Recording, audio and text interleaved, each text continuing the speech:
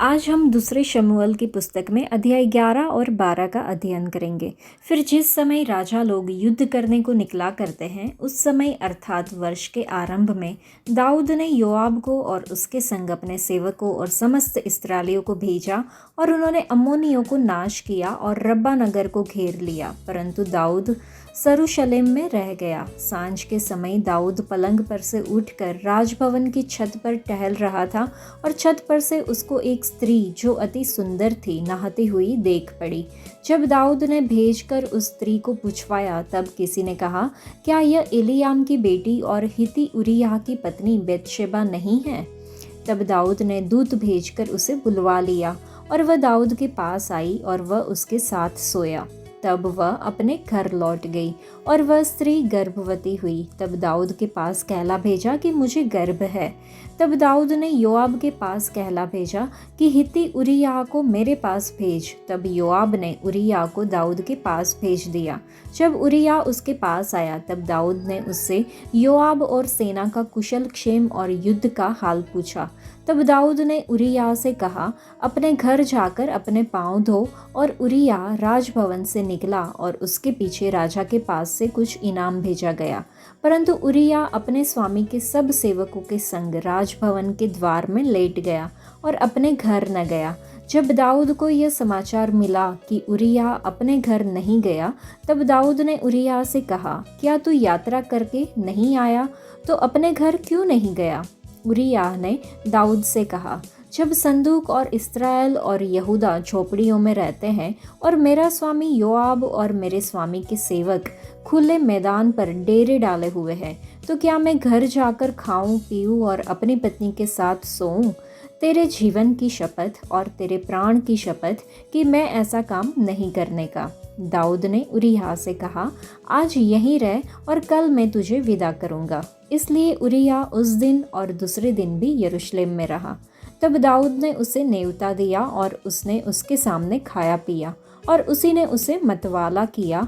और सांझ को वह अपने स्वामी के सेवकों के संग अपनी चारपाई पर सोने को निकला, परंतु अपने घर न गया।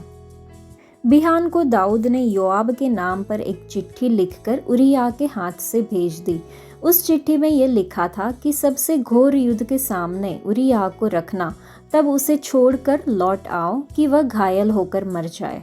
और योआब ने नगर को अच्छी रीति से देखभाल कर जिस स्थान में वह जानता था कि वीर है, उसी में उरिय्याह को ठहरा दिया। तब नगर के पुरुषों ने निकलकर योआब से युद्ध किया और लोगों में से अर्थात दाऊद के सेवकों में से कितने खेत आए और उनमें हित्ती उरिय्याह भी मर गया। तब योआब ने भेजकर दाऊद को युद्ध का पूरा हाल बताया और दूत को आज्ञा दी कि जब तू युद्ध का पूरा हाल राजा को बता चुके, तब यदि राजा जलकर कहने लगे कि तुम लोग लड़ने को नगर के ऐसे निकट क्यों गए? क्या तुम न जानते थे कि वे शहरपनाह पर से तीर छोड़ेंगे? यरूब्बेशेत के पुत्र अबीमेलेक को किसने मार डाला? क्या एक स्त्री ने शहरपनाह पर से चक्की का ऊपरला पाट उस पर ऐसा न डाला कि वह तेबेस में मर गया? फिर तुम शहरपनाह के ऐसे निकट क्यों गए? तो तू यूं कहना कि तेरा दास उरिय्याह हित्ती भी मर गया। तब दूत चल दिए और जाकर दाऊद से योआब की सब बातें वर्णन की। दूत ने दाऊद से कहा कि वे लोग हम पर प्रबल होकर मैदान में हमारे पास निकल आए, फिर हमने उन्हें फाटक तक खदेड़ा। तब धनुर्धारियों ने शहरपनाह पर से तेरे जनों पर तीर छोड़े और राजा के कितने जन मर गए और तेरा दास उरिय्याह हित्ती भी मर गया। दाऊद ने दूत से कहा, योआब से यूं कहना कि इस बात के कारण उदास न हो, क्योंकि तलवार जैसे इसको वैसे उसको नाश करती है, तो तू नगर के विरुद्ध अधिक दृढ़ता से लड़कर उसे उलट दे और तू उसे हियाव बंधा। जब उरिय्याह की स्त्री ने सुना कि मेरा पति मर गया, तब वह अपने पति के लिए रोने पीटने लगी। और जब उसके विलाप के दिन बीत चुके, तब दाऊद ने उसे बुलवाकर अपने घर में रख लिया और वह उसकी पत्नी हो गई और उसके पुत्र उत्पन्न हुआ। परंतु उस काम से जो दाऊद ने किया था, यहोवा क्रोधित हुआ। अध्याय 12। तब यहोवा ने दाऊद के पास नातान को भेजा और वह उसके पास जाकर कहने लगा, एक नगर में दो मनुष्य रहते थे, जिनमें से एक धनी और एक निर्धन था। धनी के पास तो बहुत सी भेड़ बकरियां और गाय बिल थे, परंतु निर्धन के पास भेड़ की एक छोटी बच्ची को छोड़ और कुछ भी न था, और उसको उसने मोल लेकर खिलाया था, और वह उसके यहाँ उसके बाल बच्चों के साथ ही बड़ी थी। वह उसके टुकड़े में से खाती और उसके कटोरों में से पीती और उसकी गोद में सोती थी, और वह उसकी बेटी के समान थी। और धनी के पास एक बटोही आया, और उसने उस बटोही के लिए जो उसके पास आया था भोजन बनवाने को अपनी भेड़ बकरी व गाय बैलों में से कुछ न लिया, परंतु उस निर्धन मनुष्य की भेड़ की बच्ची लेकर उस जन के लिए जो उसके पास आया था भोजन बनवाया। तब दाऊद का कोप उस मनुष्य पर बहुत भड़का, और उसने नातान से कहा, यहोवा के जीवन की शपथ, जिस मनुष्य ने ऐसा काम किया वह प्राण दंड के योग्य है, और उसको वह भेड़ की बच्ची का औगुणा भर देना होगा, क्योंकि उसने ऐसा काम किया और कुछ दया नहीं की। तब नातान ने दाऊद से कहा, तू ही वह मनुष्य है। इस्राएल का परमेश्वर यहोवा यूं कहता है कि मैंने तेरा अभिषेक करा के तुझे इस्राएल का राजा ठहराया, और मैंने तुझे शाऊल के हाथ से बचाया। फिर मैंने तेरे स्वामी का भवन तुझे दिया, और तेरे स्वामी की पत्नियां तेरे भोग के लिए दी, और मैंने इस्राएल और यहूदा का घराना तुझे दिया था, और यदि ये थोड़ा था तो मैं तुझे और भी बहुत कुछ देने वाला था। तूने यहोवा की आज्ञा तुच्छ जानकर क्यों वह काम किया जो उसकी दृष्टि में बुरा है। हित्ती उरिय्याह को तूने तलवार से घात किया और उसकी पत्नी को अपनी कर लिया है, और उरिय्याह को अम्मोनियों की तलवार से मरवा डाला है। इसलिए अब तलवार तेरे घर से कभी दूर न होगी, क्योंकि तूने मुझे तुच्छ जानकर हित्ती उरिय्याह की पत्नी को अपनी पत्नी कर लिया है। यहोवा यूं कहता है कि सुन, मैं तेरे घर में से विपत्ति उठाकर तुझ पर डालूंगा, और तेरी पत्नियों को तेरे सामने लेकर दूसरों को दूंगा, और वह दिन दोपहरी में तेरी पत्नियों से कुकर्म करेगा। तूने तो वह काम छिपाकर किया, पर मैं यह काम सब इस्राएलियों के सामने दिन दोपहरी कराऊंगा। तब दाऊद ने नातान से कहा, मैंने यहोवा के विरुद्ध पाप किया है। नातान ने दाऊद से कहा, यहोवा ने तेरे पाप को दूर किया है, तू न मरेगा। तो भी तूने जो इस काम के द्वारा यहोवा के शत्रुओं को तिरस्कार करने का बड़ा अवसर दिया है, इस कारण तेरा जो बेटा उत्पन्न हुआ है वह अवश्य ही मरेगा। तब नातान अपने घर चला गया, और जो बच्चा उरिय्याह की पत्नी से दाऊद के द्वारा उत्पन्न हुआ था वह यहोवा का मारा बहुत रोगी हो गया। और दाऊद उस लड़के के लिए परमेश्वर से विनती करने लगा, और उपवास किया, और भीतर जाकर रात भर भूमि पर पड़ा रहा। तब उसके घराने के पुरनिये उठकर उसे भूमि पर से उठाने के लिए उसके पास गए, परंतु उसने न चाहा और उनके संग रोटी न खाई। 7वें दिन बच्चा मर गया, और दाऊद के कर्मचारी उसको बच्चे के मरने का समाचार देने से डरे। उन्होंने तो कहा था कि जब तक बच्चा जीवित रहा तब तक उसने हमारे समझाने पर मन न लगाया। यदि हम उसको बच्चे के मर जाने का हाल सुनाए तो वह बहुत ही अधिक दुखी होगा। अपने कर्मचारियों को आपस में फुसफुसाते देखकर दाऊद ने जान दिया कि बच्चा मर गया। तो दाऊद ने अपने कर्मचारियों से पूछा, क्या बच्चा मर गया? उन्होंने कहा, हाँ, मर गया है। तब दाऊद भूमि पर से उठा और नहाकर तेल लगाया और वस्त्र बदला। तब यहोवा के भवन में जाकर दंडवत की, फिर अपने भवन में आया, और उसकी आज्ञा पर रोटी उसको परोसी गई और उसने भोजन किया। तब उसके कर्मचारियों ने उससे पूछा, तूने यह क्या काम किया है? जब तक बच्चा जीवित रहा तब तक तू उपवास करता हुआ रोता रहा, परंतु ज्यों ही बच्चा मर गया त्यों ही तू उठकर भोजन करने लगा। उसने उत्तर दिया कि जब तक बच्चा जीवित रहा तब तक तो मैं यह सोचकर उपवास करता और रोता रहा कि क्या जाने यहोवा मुझ पर ऐसा अनुग्रह करे कि बच्चा जीवित रहे, परंतु अब वह मर गया, फिर मैं उपवास क्यों करूं? क्या मैं उसे लौटा ला सकता हूँ? मैं तो उसके पास जाऊंगा, परंतु वह मेरे पास लौटकर नहीं आएगा। तब दाऊद ने अपनी पत्नी बतशेबा को शांति दी, और वह उसके पास गया, और उसके एक पुत्र उत्पन्न हुआ, और उसने उसका नाम सुलेमान रखा। वह यहोवा का प्रिय हुआ, और उसने नातान भविष्यद्वक्ता के द्वारा संदेश भेज दिया, और उसने यहोवा के कारण उसका नाम यदिग्याह रखा। इस बीच योआब ने अम्मोनियों के रब्बा नगर से लड़कर राजनगर को ले लिया। तब योआब ने दूतों से दाऊद के पास ये कहला भेजा, मैं रब्बा से लड़ा और जल वाले नगर को ले लिया है, इसलिए अब रहे हुए लोगों को इकट्ठा करके नगर के विरुद्ध छावनी डालकर उसे भी ले ले, ऐसा न हो कि मैं उसे ले लूं और वह मेरे नाम पर कहलाए।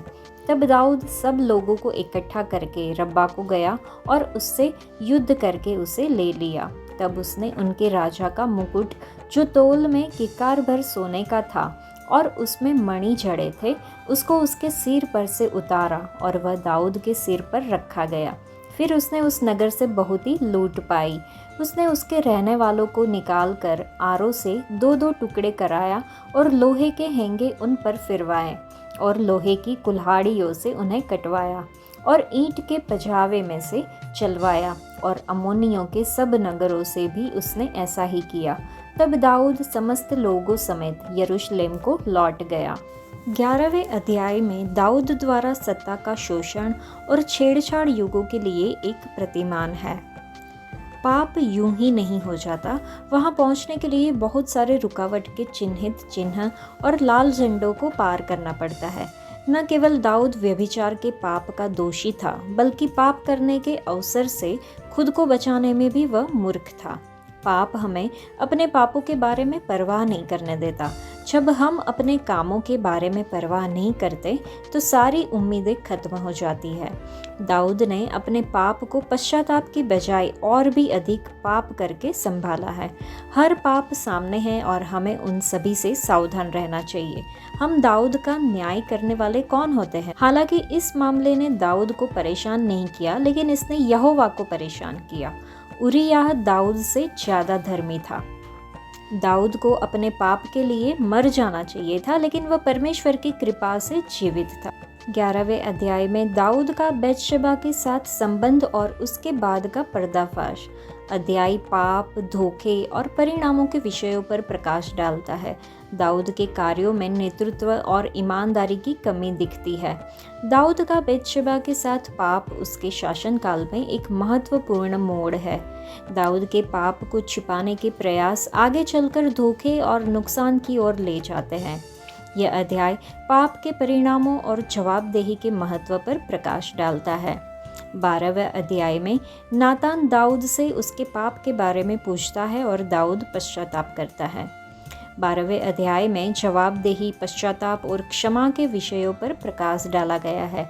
दाऊद की प्रतिक्रिया उसके पाप की पहचान और क्षमा की आवश्यकता को दर्शाती है। दाऊद के साथ नातान का टकराव जवाबदेही के महत्व को दर्शाता है।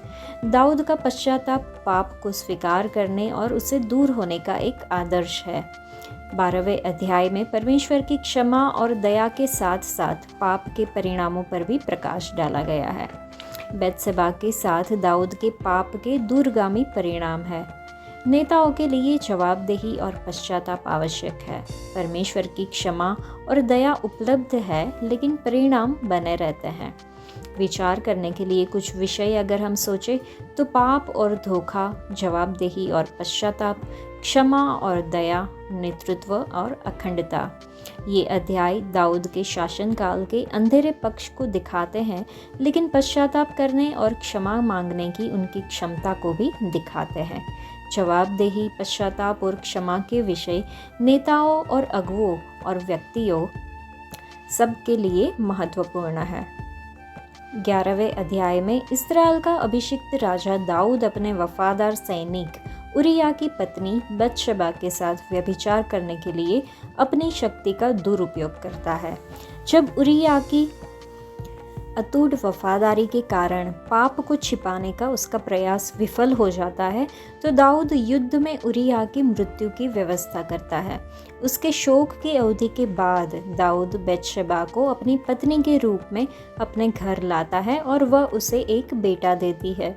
दाऊद ने सोचा होगा कि उसने अपने अपराध को सफलतापूर्वक छिपा लिया है, लेकिन यह परमेश्वर की नज़र से नहीं बच पाया। 12वें अध्याय में यहोवा भविष्यद्वक्ता नातान के माध्यम से दाऊद का सामना करता है। क्रोध से नहीं बल्कि दुख के इस स्थान से परमेश्वर फिर दाऊद के पाप का सामना करते हैं। यहोवा दाऊद के कार्य का स्पष्ट रूप से वर्णन करते हैं, न तो बुराई को कम करते हैं और न ही बढ़ा चढ़ाकर बताते हैं। हालांकि दाऊद ने गुप्त रूप से पाप किया था, परमेश्वर ने सार्वजनिक रूप से दाऊद को सुधारा और अनुशासित किया। आगे जाकर दाऊद की प्रतिक्रिया सरल लेकिन गहन है। लिखा है कि मैंने यहोवा के विरुद्ध पाप किया है। वह बिना किसी बहाने के या अपने कार्यों को उचित ठहराने का प्रयास किए बिना अपने पाप को स्वीकार करता है। उसका गहरा पश्चाताप बाद में भजन संहिता 51 में व्यक्त किया गया है, जहाँ पर वह परमेश्वर की दया और शुद्धिकरण के लिए विनती करता है। हालांकि यहोवा ने दाऊद के पाप को दूर कर दिया, लेकिन उसने अपने घोषित न्याय को उचित समय पर पूरा किया। 7वें और 8वें अध्याय में परमेश्वर की वाचा का जश्न मनाने की ऊंचाइयों से अध्याय 11 में भयानक पाप की गहराई तक दाऊद का तेजी से उतरना एक कठोर चेतावनी के रूप में कार्य करता है। लेकिन दाऊद के भयानक पाप का कारण क्या था?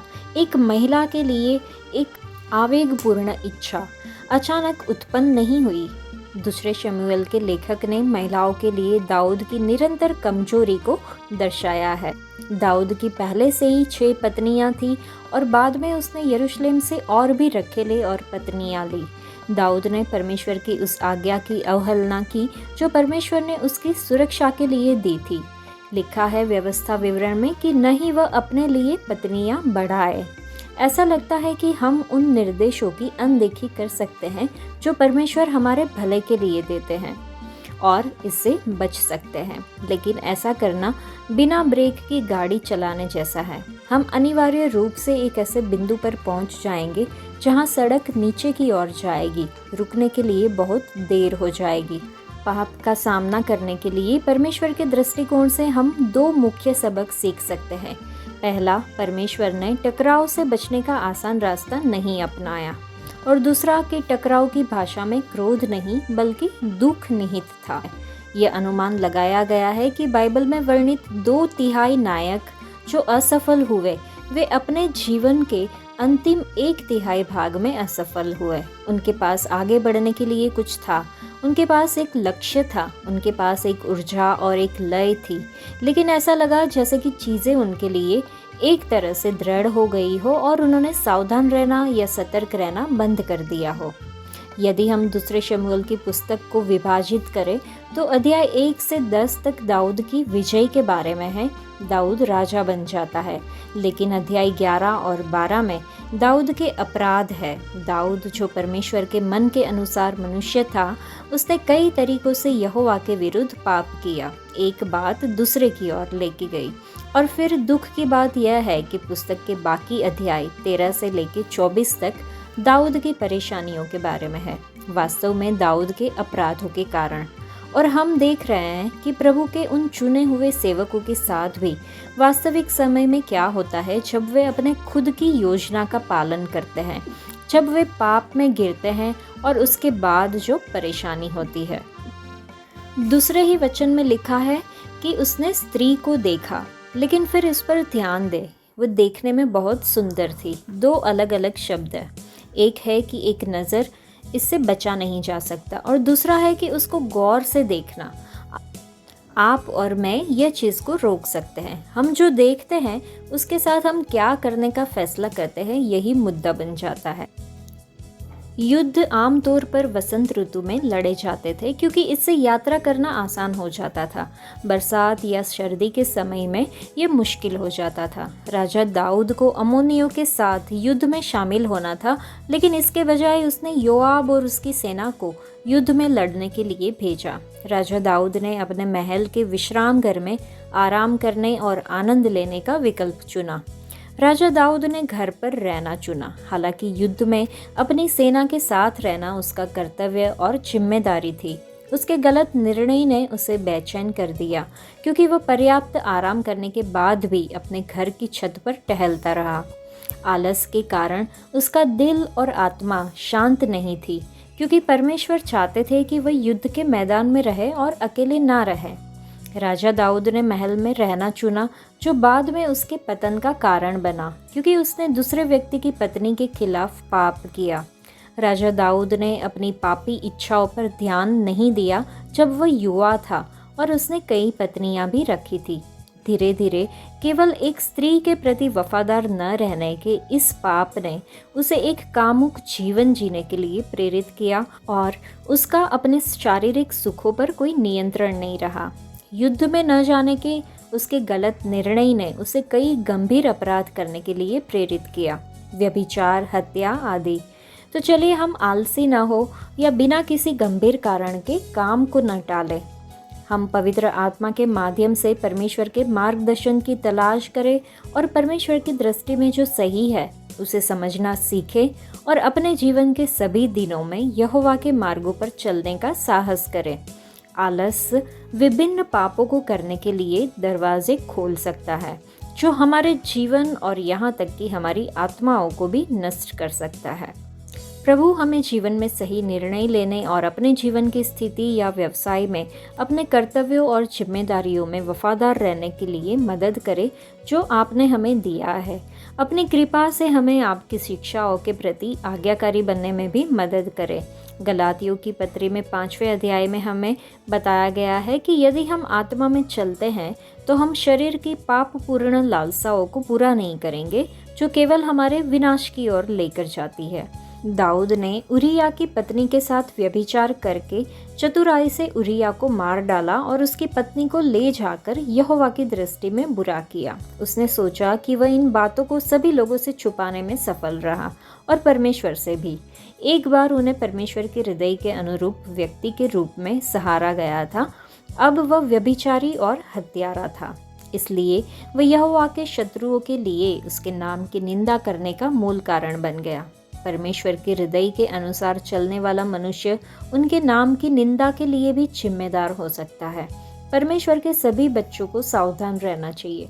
जैसे ही दाऊद ने नातान के माध्यम से परमेश्वर के वचन सुने, उसने अपने पापों को छिपाने की कोशिश नहीं की, बल्कि टूटे हुए दिल से पश्चाताप किया। दाऊद को परमेश्वर से दया मिली और नातान ने कहा कि परमेश्वर ने उसका पाप दूर कर दिया है और वह नहीं मरेगा। परंतु परमेश्वर ने उसे दंड दिए बिना उसके पाप को क्षमा नहीं किया। उसका बच्चा इस पाप का परिणाम परमेश्वर के वचनों के अनुसार मर गया। हर पाप के लिए सजा होती है, यहाँ तक कि परमेश्वर के अनुकूल व्यक्ति के लिए भी। परमेश्वर के साथ कोई पक्षपात नहीं है। रोमियो की पत्री के 2 अध्याय में लिखा है कि परमेश्वर प्रत्येक मनुष्य को उसके कर्मों के अनुसार फल देंगे। तो हमें सावधान रहना चाहिए कि हम परमेश्वर की आज्ञा उल्लंघन न करें। परमेश्वर के जन दाऊद ने व्यभिचार और हत्या की। अब परमेश्वर के बच्चे ऐसे पाप नहीं कर सकते, लेकिन यीशु मसीह ने हमारे लिए नए मानक स्थापित किए हैं। यीशु ने व्यभिचार को फिर से परिभाषित किया। मत्ती रचित सुसमाचार में लिखा है कि परंतु मैं तुमसे कहता हूँ कि जो कोई किसी स्त्री को कामुकता से देखता है, वह अपने मन में उसे व्यभिचार कर चुका। हमें यह देखने के लिए लगातार अपने सभी विचारों, शब्दों और इरादों की जांच करनी चाहिए कि क्या हम शुद्ध हैं। यीशु मसीह ने हत्या को फिर से परिभाषित किया कि तुमने सुना है कि पूर्वजों से कहा गया था, तू हत्या न करना, और जो कोई हत्या करेगा वह दंड के योग्य होगा। परंतु मैं तुमसे कहता हूँ कि प्रत्येक जो अपने भाई पर क्रोध करता है वह दंड के योग्य होगा। अकारण क्रोध हत्या के समान है। हमें सावधान रहना चाहिए कि हम हत्यारे न बने। तो क्या हम प्रभु की उपस्थिति में अपना हृदय तोड़ते हैं, और क्या हम पवित्र आत्मा की शक्ति के माध्यम से लगातार पाप से मुक्त होते हैं? यह हमें सोचना होगा। आज के लिए इतना ही। परमेश्वर आप सबको आशीष दे। धन्यवाद।